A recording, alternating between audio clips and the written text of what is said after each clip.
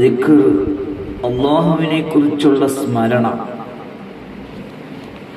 നാം പാപങ്ങൾ ചെയ്യുന്നവരാണ്, സദാസമയവും പാപവുമായി ബന്ധപ്പെട്ട് കഴിയുന്നവരാണ് മനുഷ്യൻ.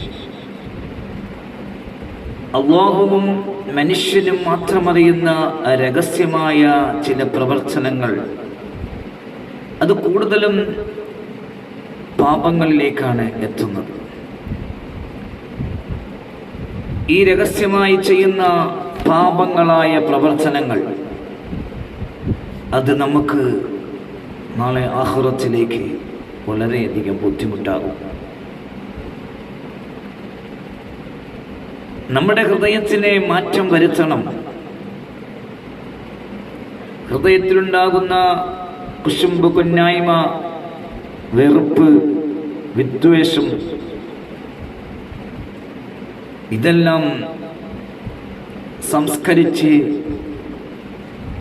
സമ്പന്നമായ ഒരു മനസ്സിന്റെ ഉടമയായി മാറാൻ നാം ഓരോരുത്തരും ശ്രമിക്കണം.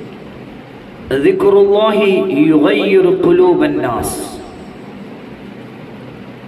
ദിക്ർ, സ്മരണ, അല്ലാഹുവിനെ കുറിച്ചുള്ള സ്മരണ, യുഗയ്യിറു ഖുലൂബൻ നാസ്, മനുഷ്യന്റെ ഹൃദയത്തിന് മാറ്റം, പരിവർത്തനങ്ങൾ നൽകുന്നതാണ്. അലാ ബിദിക്രില്ലാഹി തത്മഇന്നുൽ ഖുലൂബ്. അല്ലാഹുവിനെ സ്മരിക്കുന്നതിലൂടെ നമുക്ക് അത് മാറ്റിയെടുക്കാം. ഈ മാറ്റത്തെ നമുക്ക്, ഹൃദയത്തെ നമുക്ക് മാറ്റിയെടുക്കാം. അലാ ബിദിക്രില്ലാഹി തത്മഇന്നുൽ ഖുലൂബ്. അപ്പോൾ ആ ഹൃദയത്തിന്റെ മാറ്റം ദിക്റിലൂടെയാണ് എന്ന് നമുക്ക് കാണാൻ പറ്റും.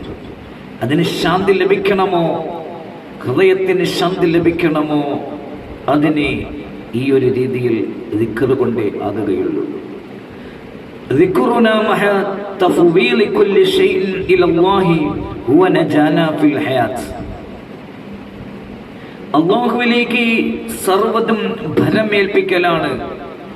ഏതു രീതിയിലുണ്ടോ ആ രീതിയിലുള്ള എല്ലാ കാര്യത്തിലേക്കും അല്ലാഹുവിനെ ഭരമേൽപ്പിച്ചു കഴിഞ്ഞാൽ അല്ലാഹുവിലേക്ക് ഭരമേൽപ്പിച്ചുകൊണ്ട് തഖ്വയിലേക്ക് അങ്ങ് മാറുക.